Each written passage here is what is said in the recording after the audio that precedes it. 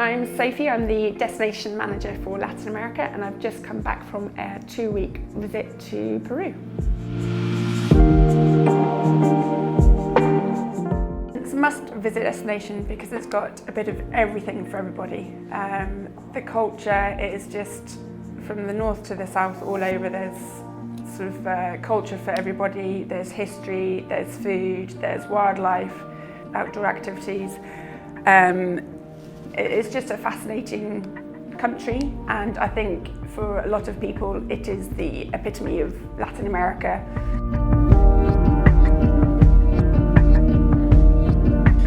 So first destination is Lima. It is the capital and it's where you're going to be flying into, but it's also the perfect introduction to the country. It's got the history, it's got the culture, it's got the food. You've got the pre-Incan ruins, you've got the bohemian neighbourhood of Barranco, which is a beautiful, sort of stunning, colourful neighbourhood that's got the colonial architecture, street art, cafes, food. You've also then got the Plaza de Armas, which is in the historical centre.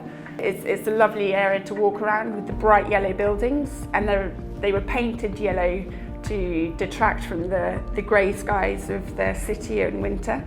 It doesn't rain, but it's just very grey. You've also got the food, so you've got Central in Lima, which is the top restaurant, and it takes you through the country, basically exploring the different regions and the indigenous gastronomy that they've got there, the food, sort of combining it all. And it's a famous restaurant throughout the world, so it can be difficult to get a place there. But if you can't get a booking, you've also got its sister restaurant, Koya, which is also sort of a similar concept. They're quite kind of a bit like a laboratory, the two restaurants, exploring the indigenous plants and how they can incorporate them into the food. It's got lots of different pockets to it, so sort of ignoring the busy traffic and the grey buildings, it is actually a very fascinating city, and the perfect introduction to the country for your exploration. The next destination I would say would be the Amazon. You've got the Northern Amazon and you've got Southern Amazon. So the Northern Amazon is perfect for river cruises on sort of boats, whether that's with Aqua or Delphine. And I think it's more suited to those that maybe aren't very keen on the creepy crawlies and the insects. You're on your boat away from all of those.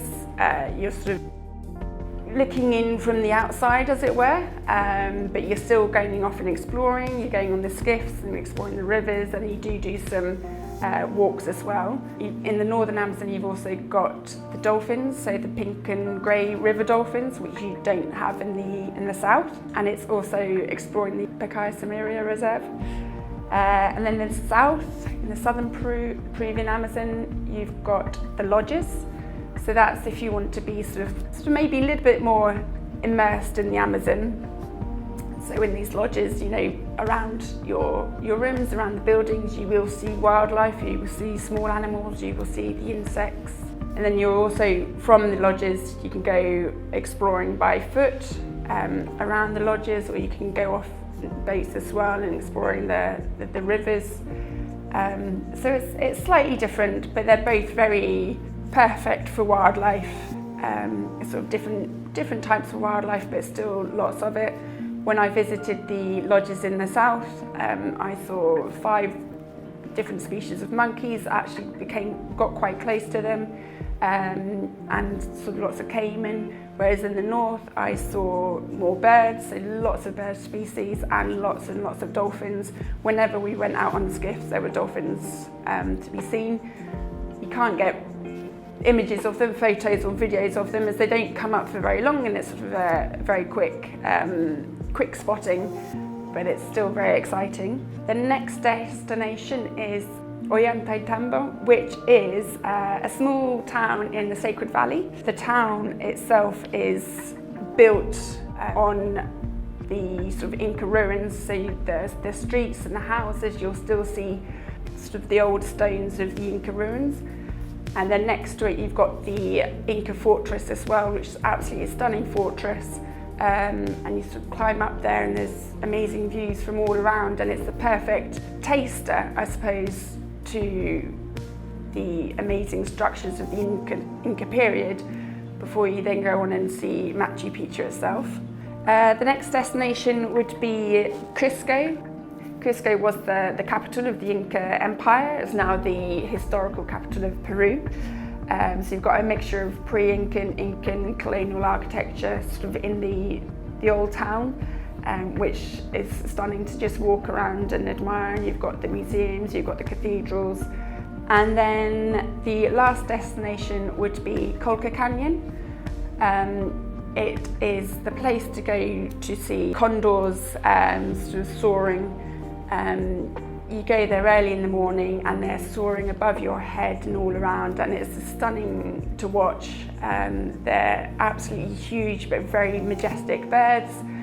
But it's also the region or the area itself is a lovely place to go just to relax for a couple of days, to recharge the batteries. It's just a beautiful, calming area, and I would, I'd have stayed in the hotel for a couple of days just to recharge. Peru is just full of so much to see and do. You're constantly on the move, you're constantly busy doing things, so it's nice to spend a few days just relaxing, reading a book while being sort of immersed in the countryside. But there's also sort of a couple of small towns around there, and there's one called Chivay, and you see women wearing the traditional dress still, or if it's not the full traditional dress, they've got these, they will have hats, embroidered hats that represent the town that they're from, and sort of can say whether the woman is single or married, and these stunning designs that are worn still with sort of westernized clothes. So it's it's beautiful to see they're carrying on these traditions.